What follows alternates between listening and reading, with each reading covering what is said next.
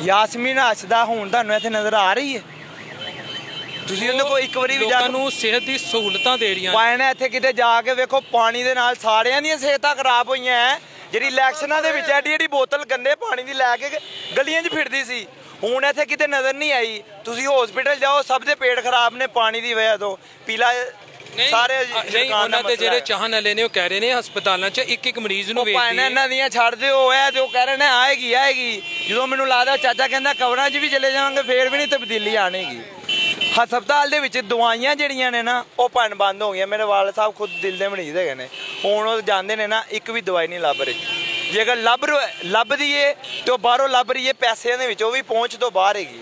ਜਿਹੜਾ ਪਤਾ 80 ਰੁਪਏ ਦਾ ਸੀ ਉਹ 160-70 ਰੁਪਏ ਦਾ ਹੋ ਗਿਆ। ਮੈਂ ਪਹਿਲੇ ਦਵਾਈ ਲਿਆਂਦੇ ਨੇ ਵਾਲਦਾ ਦੀ 400 ਰੁਪਏ ਦੀ, ਹੁਣ ਉਹ 900 ਕੁਛ ਰੁਪਏ ਦੀ ਹੈਗੀ ਹੈ। ਇਹ ਤਬਦੀਲੀ ਹੈਗੀ ਗਰੀਬ ਬੰਦੇ ਦੀ। ਐਕਸਰਾ ਜਿਹੜਾ ਫ੍ਰੀ ਹੁੰਦਾ ਸੀ ਜੇ ਨਾ, ਉਹ ਹੁਣ ਫ੍ਰੀ ਨਹੀਂ, ਉਹ 1000 500 300 ਰੁਪਏ ਲੈ ਰਹੇ ਨੇ। ਧਰਨੇ ਤੇ ਮਹਲਾ ਕੇ ਖਲੋਤਾ ਹੈ ਤੇ ਬਿੱਲ ਇੰਜ ਕਰਕੇ ਤੇ ਪਾੜੇ ਸੀ। ਠੀਕ ਹੈ, ਇਹ 12 ਮਹੀਨੇ ਹੋ ਗਿਆ। 12 ਮਹੀਨਿਆਂ 'ਚ 15 ਦਫਾ ਇਹਨੇ ਤੇਲ ਵਧਾਇਆ, 24 ਦਫਾ ਇਹਨੇ ਬਿਜਲੀ ਦੇ ਬਿੱਲ ਤੇ ਗੈਸ ਦੇ ਬਿੱਲ ਵਧਾਏ ਨੇ। ਇਹਨੂੰ ਫਿਰ ਉਹ ਉਸ ਚੀਜ਼ ਤੇ ਮਤਲਬ ਕਿ ਬਾਜ ਨਹੀਂ ਕਿ ਮੈਂ ਤੇ ਸ਼ਰੇਆਮ ਮਤਲਬ ਕਿ ਜਲਸੇ 'ਚ ਖਲੋ ਕੇ ਤੇ ਬਿੱਲ ਪਾੜੇ ਤੇ ਮੈਂ ਹੁਣ ਆਵਾਮ ਪਾੜਨਾ ਪਿਆ ਆ। ਇਹਨੂੰ ਸ਼ਰਮ ਆਉਣੀ ਚਾਹੀਦੀ ਸੀ। ਕਹਿੰਦੇ ਨੇ ਉਹ ਪਿੱਛੇ ਲੁੱਟ ਗਏ ਨੇ, ਯਾਰ ਲੁੱਟਿਆ ਕਾਕਾ ਦਾ ਲੁੱਟਿਆ ਉਹਨਾਂ ਦੇ ਦੌਰ 'ਚ ਤੇ ਫੇਰ ਵੀ ਮਤਲਬ ਕਿ 3 ਰੁਪਏ ਯੂੜ ਦਿੰਦੇ ਪਏ ਆ, 5 ਰੁਪਏ ਹੁਣ 15 ਰੁਪਏ ਡੇ ਆ ਦੇਣ। ਨਵੇਂ ਪਾਕਿਸਤਾਨ ਲਈ ਥੋੜੀ ਜਿਹੀ ਕੁਰਬਾਨੀ ਦੇ ਦਿਓ। ਕਾਹਦੀ ਕੁਰਬਾਨੀ ਦਈਏ, ਕਿੰਨੀ ਕੁ ਕੁਰਬਾਨੀ ਦਈਏ? ਰੋਜ਼ ਹੀ ਕੁਰਬਾਨੀਆਂ ਹੁੰਦੀਆਂ ਪਈਆਂ ਨੇ। ਨਹੀਂ ਤੁਸੀਂ ਕੁਰਬਾਨੀ, ਮੇਰਾ ਮਤਲਬ ਫੇਰ ਵੀ ਥੋੜਾ ਜਿਹਾ ਸਬਰ ਕਰ ਲਈਏ, 2-3 ਸਾਲ ਦੇ ਸਬਰ। ਕਿੰਨਾ ਕੁ ਸਬਰ? ਜਦੋਂ ਕਬਰ 'ਚ ਚਲੇ ਜਾਵਾਂਗੇ ਉਦੋਂ ਸਬਰ ਹੋ ਹੀ ਜਾਣਾ। ਜਦੋਂ ਕਬਰ 'ਚ ਚਲੇ ਗਏ ਉਦੋਂ ਸਬਰ ਹੋ ਹੀ ਜਾਣਾ। ਉਦੋਂ ਰੱਬ ਨਹੀਂ ਦੇਣਾ ਸਬਰ ਸਾਨੂੰ। ਇਹ ਹਸਪਤਾਲ ਪਾਇਆ ਸੀ ਤੇ ਮਾਈਆਂ ਬੀਬੀਆਂ ਭੈਣਾਂ ਨੇ ਮਤਲਬ ਕਿ ਆਪਣਾ ਜ਼ੇਵਰ ਲਾ ਕੇ ਦਿੱਤਾ ਦਾ। ਠੀਕ ਹੈ, ਉੱਥੇ ਜਾ ਕੇ ਤੇਰਾ ਮੇਰੇ ਵਗਰਾ ਗਰੀਬ ਬੰਦਾ ਕੋਈ ਮਤਲਬ ਕਿ ਇਲਾਜ ਕਰਵਾ ਕੇ ਤੇ ਦੱਸੇ ਮੈਨੂੰ। ਕਿਹੜੇ ਹਸਪਤਾਲ? ਸ਼ੌਕਤ ਖਾਨ।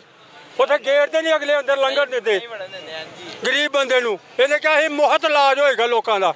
ਤੁਸੀਂ ਇਹ ਗੱਲ ਕਿਸ ਤਰ੍ਹਾਂ ਵਸੂਕ ਨਾਲ ਕਹਿ ਸਕਦੇ ਹੋ? ਮੈਂ ਵਸੂਕ ਨਾਲ ਕਹਿ ਸਕਦਾ, ਕਿਉਂ ਨਹੀਂ ਕਹਿ ਸਕਦਾ? 50 ਬੰਦੇ ਇਸ ਚੀਜ਼ ਦੀ ਗਵਾਹੀ ਦੇਣਗੇ। ਤੁਹਾਡਾ ਗੁਜ਼ਾਰਾ ਹੋ ਜਾਂਦਾ? ਗੁਜ਼ਾਰਾ ਵੀਰ ਮੇਰੇ ਸਾਡਾ ਕਾਹਦਾ ਡਿਆ ਗੁਜ਼ਾਰਾ? ਹੁਣ ਕੋਈ ਗੁਜ਼ਾਰਾ ਨਹੀਂ ਹੈ। ਇਹ ਤੇ ਉਹੀ ਗੱਲ ਹੈ ਕਿ ਲੂਣ ਮਿਰਚ ਨਾਲ ਰੋਟੀ ਖਾ ਕੇ ਤੇ ਪੇਟ ਭਰਨਾ ਪੈਂਦਾ ਪਿਆ ਸਾਨੂੰ।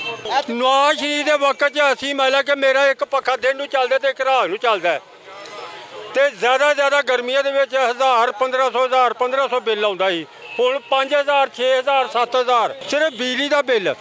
ਪਾਣੀ ਦਾ ਬਿੱਲ 450 ਰੁਪਇਆ ਹੁੰਦਾ ਪਿਆ ਸਾਨੂੰ ਹਰ ਮਹੀਨੇ। ਗੈਸ ਦਾ ਬਿੱਲ ਹੈ ਜਿਹੜਾ ਉਹ ਅਜੇ ਫੇਰ ਵੀ ਕੋਈ ਥੋੜੀ ਜਿਹੀ ਜਿਹੜੀ ਗੱਲ ਸੱਚੀ ਆ ਉਹ ਕਰਾਂਗੇ, ਉਹ ਹੈ 250-300 ਰੁਪਇਆ। ਉਹ ਵੀ ਪਤਾ ਨਹੀਂ ਕਿੱਦਣ ਦਾ ਸਲਾਬ ਆਏ ਨਾ ਉਧਰ ਵੀ। ਕੋਈ ਪੈਗਾਮ ਦੋਗੇ ਖਾਨ ਸਾਹਿਬ ਨੂੰ? ਪੈਗਾਮ ਤੇ ਅਸੀਂ ਦਾਂਗੇ ਕਿ ਜੀ ਗਰੀਬ ਬੰਦੇ ਤੇ ਰਹਿਮ ਕਰੇ। ਇੱਕ ਅੱਲਾ ਦੀ ਜ਼ਾਤ ਹੈ ਤੇ ਥੱਲੇ ਹਕੂਮਤ ਅਗਰ ਤੈਨੂੰ ਮਿਲੀ ਹੈ ਨਾ, ਅੱਲਾ ਨੇ ਤੈਨੂੰ ਇੱਜ਼ਤ ਦਿੱਤੀ ਹੈ, ਇਹ ਤੇਰੀ ਮਿਹਰਬਾਨੀ। ਥੋੜੀ ਜਿਹੀ ਨਜ਼ਰ ਸਾਨੀ ਕਰ ਛੱਡੇ।